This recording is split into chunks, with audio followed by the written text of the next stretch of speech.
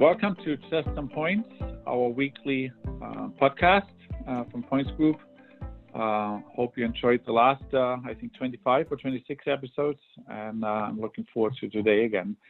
For change, I'll get started first today. What I wanted to talk about was actually triggered by Apple's new product announcement. As we all seen, they announced a new series of iPhones, all 5G capable. And so I want to talk about how 5G will impact marketers and marketing overall. First of all, obviously, the obvious thing is 5G increases the speed, and with that, the ability for marketers or for companies to have more complex and feature-rich websites. And so, if you're still working with your website from 5-6 years ago, and if you've listened to us over the last half year, you should know by now that you can't stand still with your website. You really have to focus on, everything going on at Google. But 5G will certainly will have an impact on the needs of websites and also the opportunities that come with it. The other thing that you will see with 5G, 5G will bring the internet even into rural areas, meaning in areas where today having access to internet means that you have to be at home and need to be connected to Wi-Fi. You will see that 5G will now introduce the internet in areas where you didn't have the internet accessible before. You could be in the Adirondacks, where I am at the moment, in really rural areas, and have full speed, high speed internet on top of a mountain. With that comes opportunity for advertisers to advertise really anywhere. So you will actually see more advertising actually in areas that you have never seen before.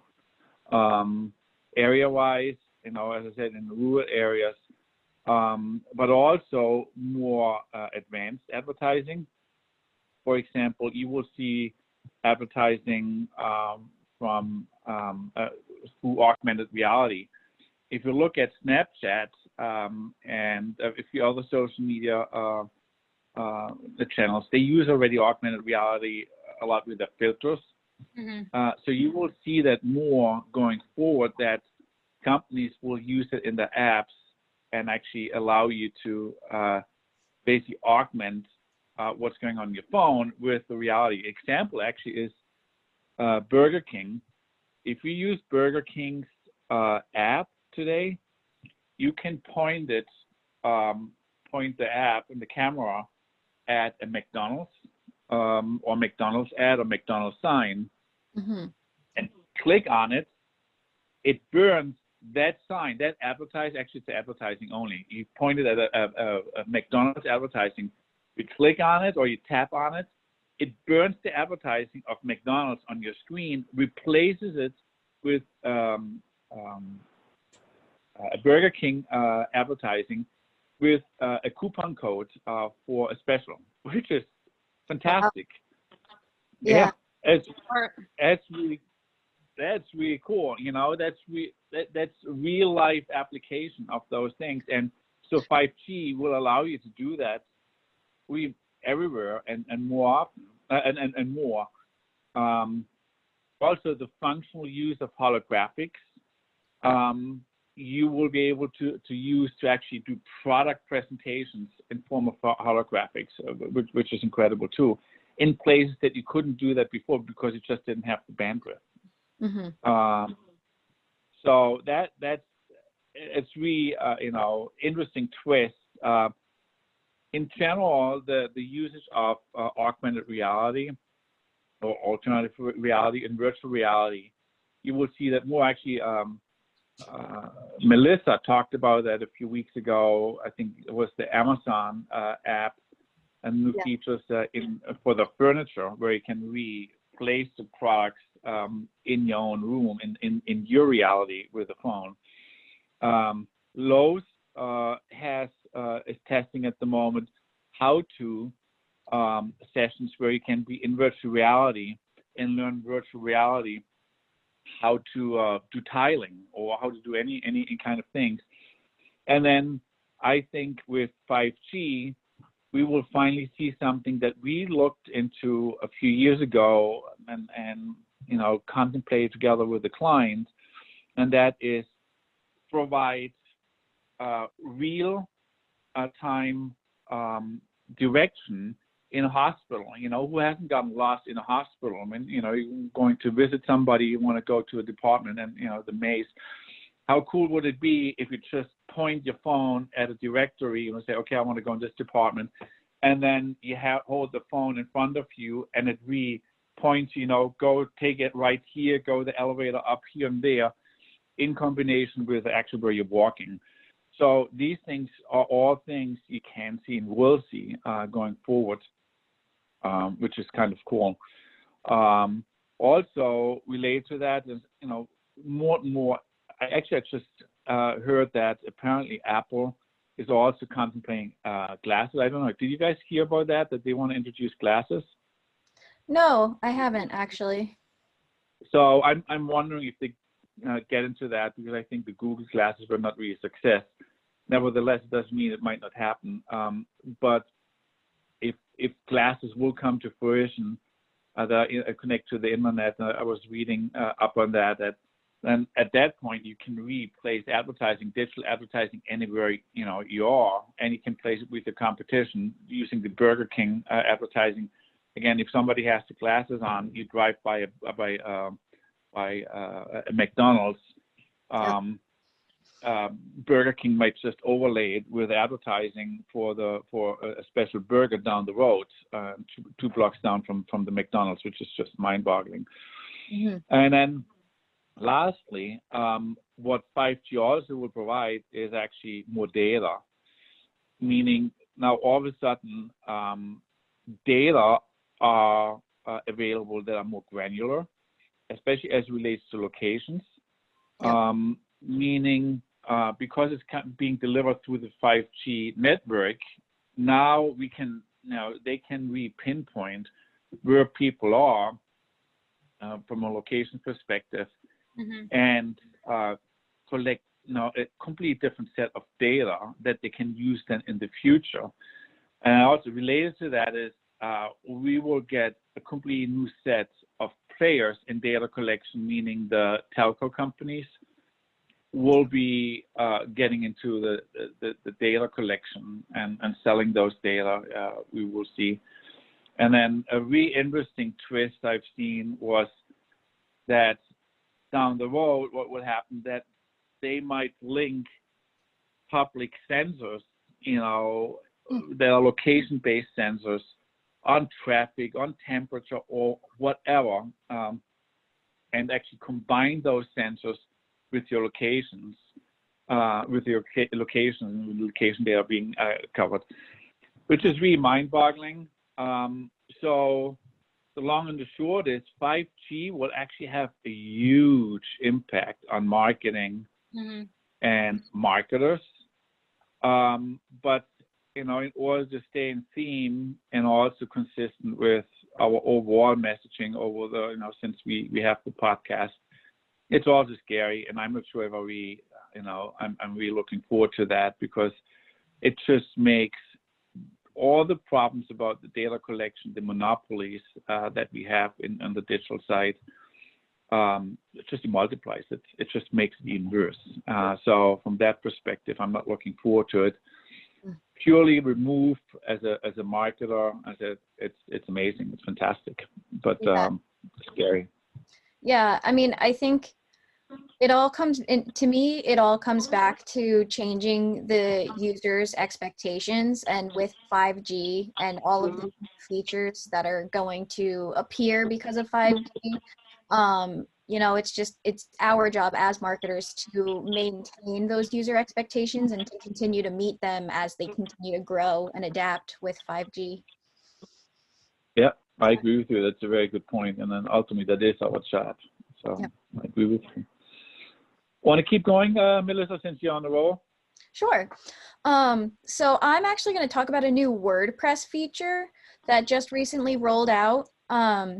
They have a new feature where you can connect your social media accounts like Twitter to your blog feed, and every time you publish a new blog, you can the WordPress connection will automatically create Twitter threads of your blog content on your Twitter profile, so you can automatically send out tweets and it all appear in a thread, and it uses artificial intelligence to recognize punctuation and paragraph breaks so that they split it up into nice little tweet formats.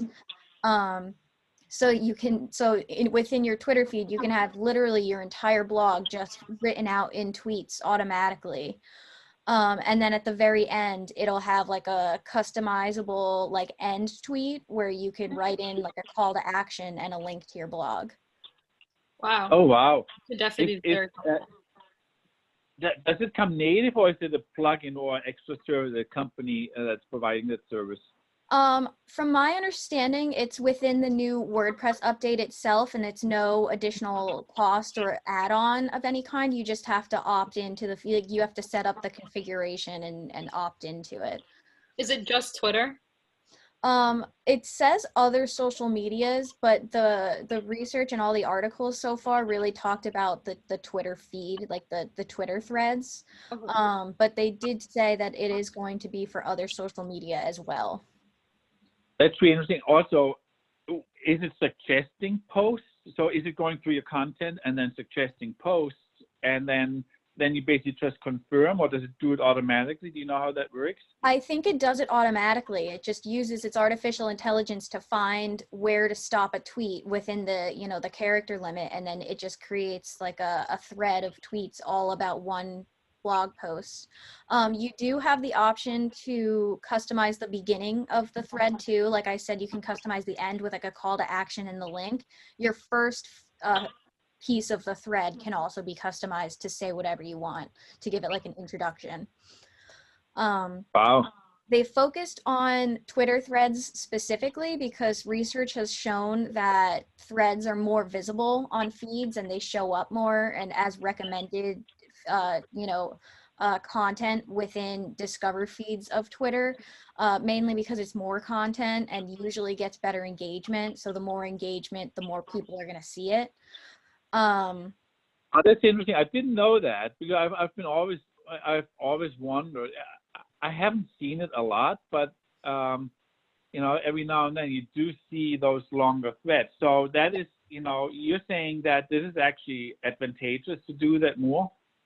Yeah, I mean, it's kind of a double-edged sword, because the downside about putting all of your content in a Twitter feed is I don't believe every single tweet is linking back to your blog, your website. It's just the last piece. So you're kind of losing your blog traffic if people are just reading through your tweets. So that's why people are kind of have mixed feelings about it. I think that it would work for shorter blogs, but if you really optimize this blog for services that you're trying to rank for, I don't know if it's necessarily the best option. Interesting. We should try it out. It is definitely something, that sounds very interesting. Yep. Cool. Maggie, what do you have this week? So I'm going to be talking about how Instagram/Facebook is increasing their e-commerce brand. They're now bringing shopping to Reels and IGTV.